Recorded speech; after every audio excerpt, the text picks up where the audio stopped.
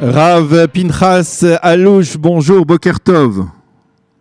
Boker Tov, comment ça va? Boker Tov, merci. Oui, effectivement, Boker Tov pour nous ici en Israël. Il est encore, Oui.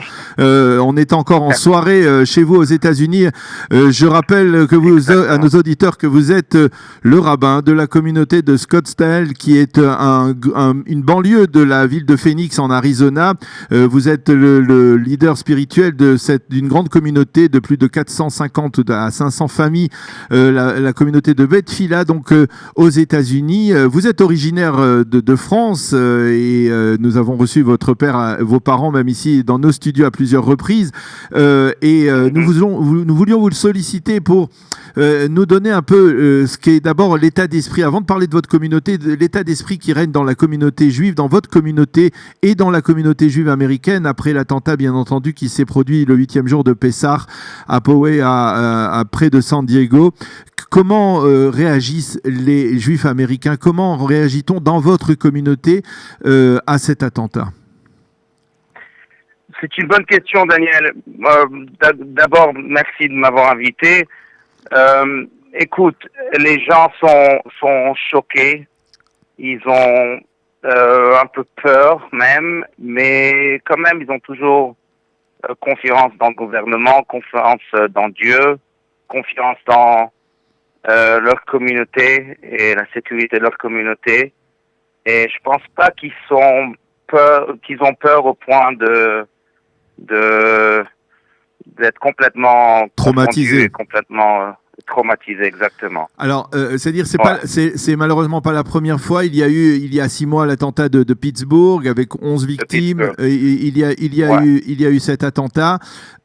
Finalement, est-ce que l'on comprend dans votre communauté, par exemple, que l'antisémitisme s'installe un peu à peu aux États-Unis et que ce que l'on a vécu en France il y a quelques années avec les attentats, et vous êtes vous-même originaire de Toulouse, donc l'attentat de Toulouse à l'école de Tzara Torah, les attentats qu'on a vécu en France, eh bien, c'est aussi on va dire devenu quelque part une réalité pour les Juifs américains, alors qu'on n'y pensait pas encore il y a peut-être 2 ans. C'est vrai. Il y a quelques années, c'était pas quelque chose qui était qu'on pouvait y croire, mais oui, c'est vrai. De plus en plus, il y a de l'antisémitisme. Je pense pas que c'est au même niveau que la France, mais c'est sûr que les gens maintenant, ils sont beaucoup plus conscients que c'est des dangers qui existent vraiment. Et la réalité américaine, dans la société américaine, est une réalité qui se remplit d'antisémitisme un peu partout. Vous le ressentez également à Phoenix, dans l'Arizona, ou alors parce que peut-être que ces sont des communautés, on va dire, plus éloignées des grands centres juifs comme la Californie ou comme New York, on le perçoit moins? Oui, on le perçoit moins. Écoute, il y a toujours quand même beaucoup de sentiments pro-Israël en Amérique. Le gouvernement est toujours très, très supportif. Il y a un certain regard aussi pour les Juifs. En général, les Juifs américains et les Juifs comme la nation juive. Je pense que la plupart des Américains sont toujours très, très, très pro-juifs, très pro-israéliens. Mais il existe le KKK, il existe des gens très racistes, et on a de plus en plus peur d'eux parce que quand même ils ont leur following, ils ont leurs adeptes, leurs supporters. Voilà, exactement. Et puis avec le social media, le Facebook, Twitter, tout ça, donc ils arrivent quand même à influencer des gens d'un peu partout. Alors, on vous a sollicité aussi parce que vous avez rédigé hier dans le Times of Israel un éditorial, ou en tout cas peut-être une sorte d'expression de votre anima amin après ce qui s'est passé à San Diego, dans lequel on le voit très clairement. Vous êtes un disciple du Rav Adin Steinsaltz, et votre père, on le disait, on l'a reçu ici dans ces studios, et le traducteur en français des œuvres du Rav Adin Steinsaltz, et vous transmettez en fait, et vous essayez de transmettre à votre communauté, au judaïsme américain également, votre appréciation. Comment réagir face à ce qui s'est passé à San Diego? Bon, alors c'est une bonne question. C'est vrai que j'ai écrit des choses dans Times of Israel hier, mais en général, j'ai partagé avec ma communauté et dans ce journal 5 points. Le premier point, c'est un point que le Rav Steinsaltz m'avait appris il y a longtemps, et ça, c'est qu'on doit faire de notre mieux, et puis Dieu fera le reste. Donc, on doit vraiment, toutes les communautés doivent vraiment penser comment ils peuvent adapter des mesures de sécurité comme il le faut, pour que des attentats comme ça soient quand même peut-être pas éliminés, mais watched, comment on peut dire ça, regardés. Oui, mieux contrôlé. On peut être beaucoup plus conscient, mieux exactement. Ça, c'est le premier point. Le deuxième point, c'est un point qui s'attache à la politique américaine un peu. Et ça, c'est que on doit reconnaître que le mal existe dans ce monde. Il y a un passage qui dit Dieu a créé le mal dans ce monde, et puis si on peut pas reconnaître le mal, donc on peut pas le combattre. Et il y a du mal un peu partout, il y a du mal qui commence avec nous. Comment? Il faut appeler les choses. Il faut appeler les choses par leur nom. Il faut pas avoir peur d'appeler les choses par leur nom. C'est exactement, ça? Exactement. Et quand il y a des choses qui se déguisent, des choses mal qui se déguisent en bien, ben on peut pas se confondre aussi. Donc ça, c'est numéro 2. Numéro 3, c'est aussi attaché un peu à la politique américaine, mais c'est de faire de plus en plus attention à nos paroles, parce que souvent on dit des choses et ça amène beaucoup de violence. Surtout les leaders de ce pays peuvent dire des choses qui peuvent s'interpréter d'une façon un peu agressive, et ça peut créer vraiment de la violence. Donc on doit vraiment faire attention chacun. Vous pensez que par exemple l'élection de Donald Trump, la manière dont il gère les affaires des États-Unis ces 2 dernières années, ça a contribué à faire ressurgir cet antisémitisme qui était latent, qui existait mais qui ne s'exprimait pas? Je ne sais pas si on peut vraiment accuser Donald Trump, surtout que vraiment c'est un président très très pro-Israël. Mais moi je pensais plutôt au monde de Congrès, surtout la femme Ilhan Omar, qui vraiment dit des choses qui sont inacceptables. Et c'est pas la seule, malheureusement. Il y a de plus en plus de gens qui parlent du mal, des choses même peut-être un peu antisémitiques, et vraiment ils doivent être silencieux. Donc c'était mon 3e point.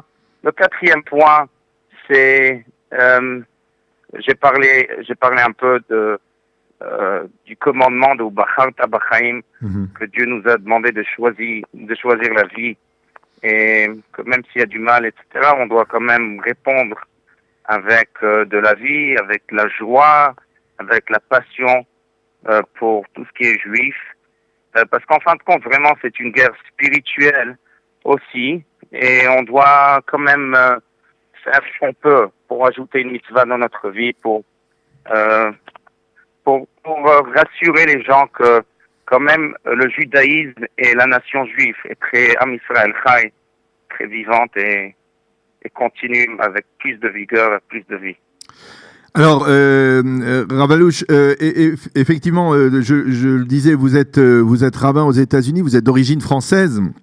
Et vous avez été, je le disais aussi dans le Times of Israel, désigné comme l'un des 36 jeunes rabbins, on va dire, les plus influents au niveau, on va dire, qui inspirent le plus aux États-Unis par l'un des journaux juifs américains les plus importants, le Jewish Daily Forward. Alors, non, merci.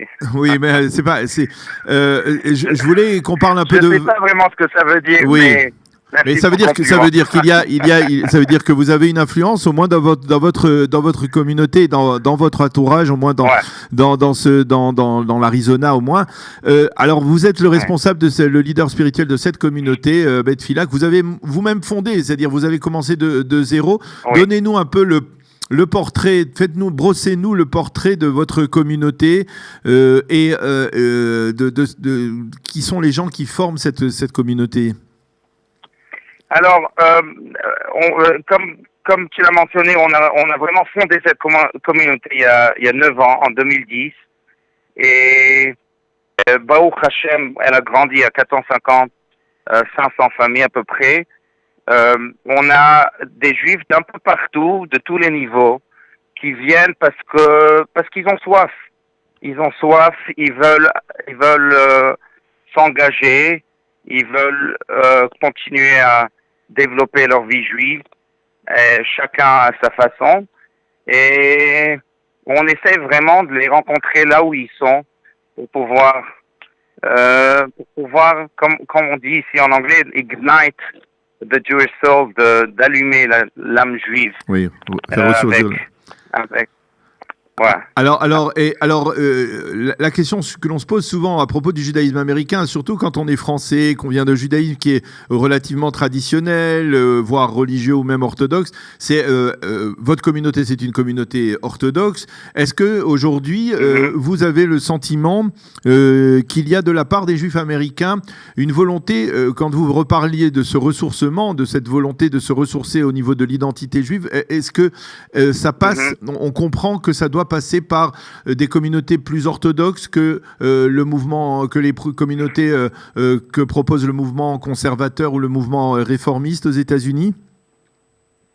Je pense que oui, même que ça se passe très très très lentement, mais je pense que les gens quand même en fin de compte, s'ils sont vraiment honnêtes et s'ils cherchent quelque chose d'authentique, ils iront chez les orthodoxes. Au moins c'est chez les orthodoxes qui les acceptent et qui savent leur parler.